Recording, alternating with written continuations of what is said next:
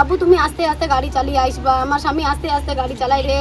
স্বপ্ন ছিল ঈদের খুশিতে পরিবারের সঙ্গে সামিল হওয়া, আর লক্ষ্য ছিল অসুস্থ মেয়ের চিকিৎসার খরচ জোগানো। ঈদে আর ফেরা হলো না বেলডাঙ্গার এক যুবকের, কিন্তু নিয়তির নিষ্ঠুর পরিহাসে সব আনন্দ নিমেষে বিষাদে পরিণত হলো। ঝাড়খণ্ড থেকে বাড়ি ফেরার পথে ভয়াবহ সড়ক দুর্ঘটনায় প্রাণ হারালেন এক পরিযায়ী শ্রমিক। এক লম্হায় তছনছ হয়ে গেল একটি সাজানো পরিবার সূত্রে জানা যায়, গত 15 দিন আগে পেটের টানে ফেরি করতে যান মুর্শিদাবাদ জেলার বেলডাঙ্গা থানার মির্জাপুর শীতলপাড়া গ্রামের হারুন রশিদ মুন্সি, বয়স 31। আর সকালে বাইকে করে বাড়ি ফেরার পথে রামপুরহাট সংলগ্ন জাতীয় সড়কে ডাম্পারের ধাক্কায় মর্মান্তিক মৃত্যু হয়। তার স্ত্রীর দাবি, তাদের একমাত্র কন্যা সন্তানের কিডনির রোগে ভুগছে। অসুস্থ মেয়ের চিকিৎসার খরচ কে চালাবে? বাবার মৃত্যুতে দিশেহারা পরিবার। সেই চিকিৎসার জন্য ওই শ্রমিকই ছিলেন ঘরের একমাত্র রোজগারের সদস্য। তার মৃত্যুতে এখন অথৈ জ্বলে পুরো পরিবারটি। শোকের ছায়ায় আচ্ছন্ন গোটা এলাকা। কান্নায় ভেঙে পড়েছেন আত্মীয় স্বজনরা। মাননীয় মুখ্যমন্ত্রী এবং স্থানীয় প্রশাসন দ্রুত পাশে দাঁড়ায়, তার দাবি জানান পরিবারের লোকেরা। কি হয়েছে? আপনার স্বামী কিভাবে মারা, কি শুনেছেন? আমার স্বামী ভোর 5টার সময় ফোন করলো, বলছে আমি গাড়ি ছাড়বো। দিয়ে আমার বিটি বলছে আব্বু তুমি গাড়িতে এসো না, বাসে আসবা রে। দিয়ে আমার বিটি বলছে আব্বু তুমি আস্তে আস্তে গাড়ি চালিয়ে আসবা, আমার স্বামী আস্তে আস্তে গাড়ি চালাই রে। আমার স্বামী জানের খুব ভয় ছিল রে। দিয়ে বলছে আমার কিছু নাই রে, আজ 13 দিন কাজ করতে গেছে রে, 13 দিনে কি কাজ করবে রে। আমার এই আই আর আমার এইরকম এরকম বাড়ি রে, আমার ছেলে প্রতিবন্ধী রে, আমার ছেলে মেলা রকম অসুখ রে, কলকাতার বাড়ি করি রে, আমার মেলা ঋণ আছে রে, আমার 2.5 লাখ 3 লাখ ঋণ করি থুই গেছে রে, গ্রুপ আছে রে। কি কাজ করতো বাইরে? রাজমিস্ত্রি করতে এবার প্রথম ফেরিতে গেছে গো, ঋণ শোধ করবো বলি। আমার ছেলের পেছনে মেলা কাজ করে, মেলার খরচ হয় রে, তাইতে আমার টাকা থাকে না রে। আপনারা কিভাবে জানতে পারলেন অ্যাক্সিডেন্ট হয়েছে? আমি বাড়ি আইসি বলছে হারু অ্যাক্সিডেন্ট হয়েছে, তাই বলছে রে। সাথে লোকে বলেছে, আমি কিছু আর জানিনি, কি করি হয়েছে কিভাবে হয়েছে আমি কিছু জানিনি রে। তারপরে এই সংবাদ শুনে আপনাদের বাড়ির লোক সব ওখানে গেছে? হ্যাঁ সবাই গেছে। কখন গেছে?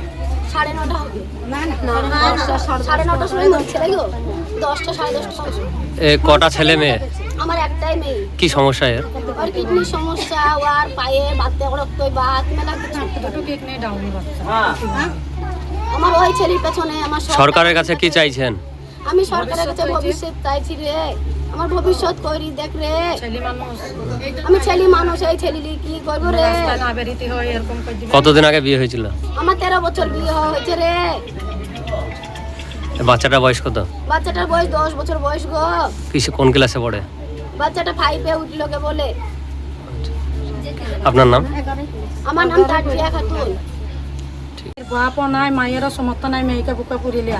তবে তোমরা এমনই কাজ করবা মেয়েটা যেন রাস্তাতে না বেরোতে হয়।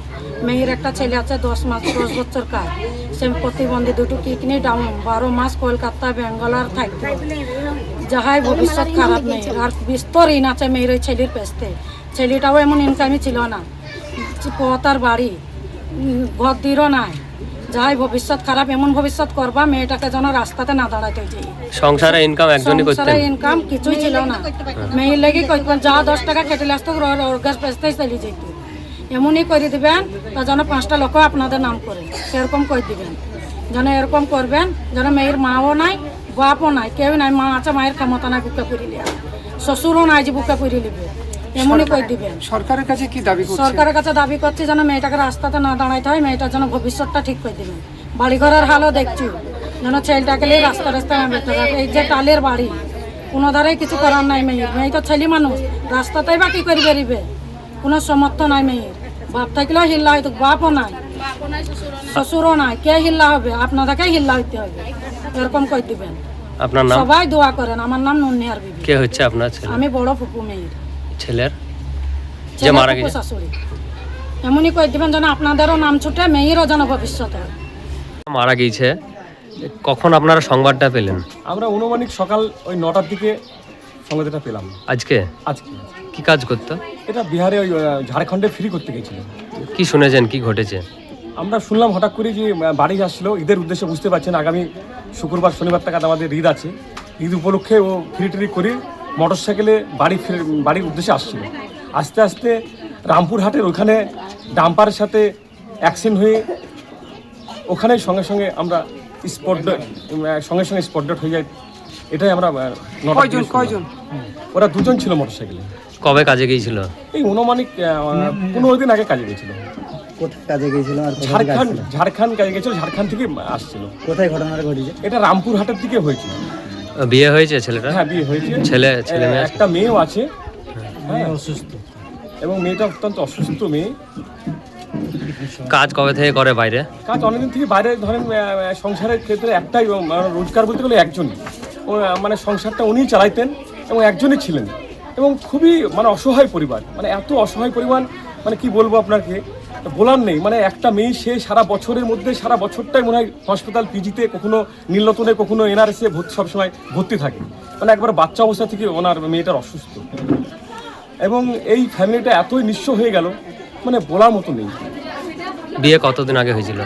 বিয়ে অনুমানিক তো 10 বছর আগে।